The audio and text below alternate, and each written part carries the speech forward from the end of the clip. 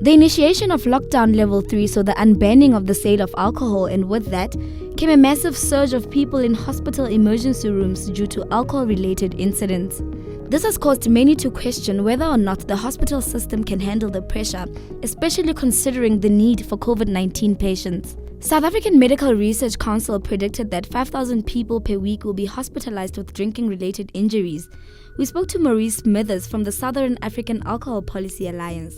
On the 18th of March, when the initial restrictions were imposed, within that 1 week, there was already a drop in admissions to hospitals, in road crashes, in a number of events, many of which are associated with liquor.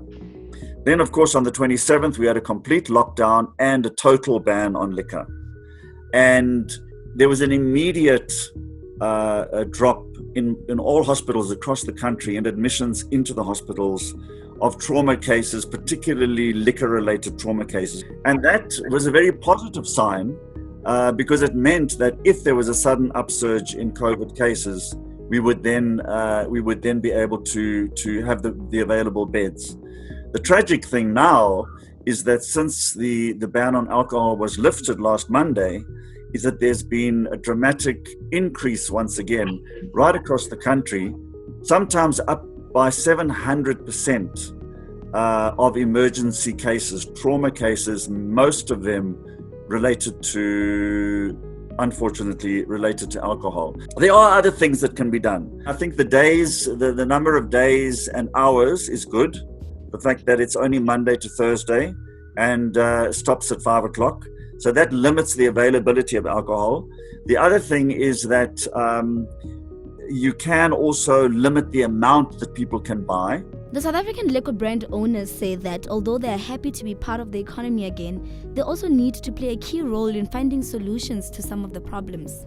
We're glad that we're back. We make significant contributions to our economy. Not only do we create much needed jobs in South Africa, but we make contributions in forms of taxes, excise, and both excise and corporate tax.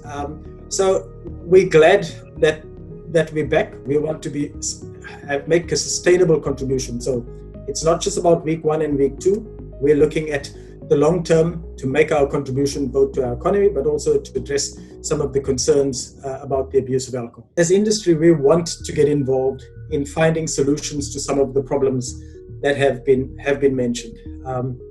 We want to encourage consumers to consume our products responsibly. So the president has been talking about a social compact and for government, labor, and all stakeholders to come together to help to reconstruct our economy. And we certainly want to be involved in those discussions. And what do people on the ground have to say? They were not supposed to close alcohol for the first time because alcohol is like medicine to other people like me. Alcohol is not the issue here. People must drink responsibly. And over and above, I would also maybe associate it to the fact that people have been on lockdown for quite some time. So, with the little freedom that they have, they tend to overwhelm themselves with too much.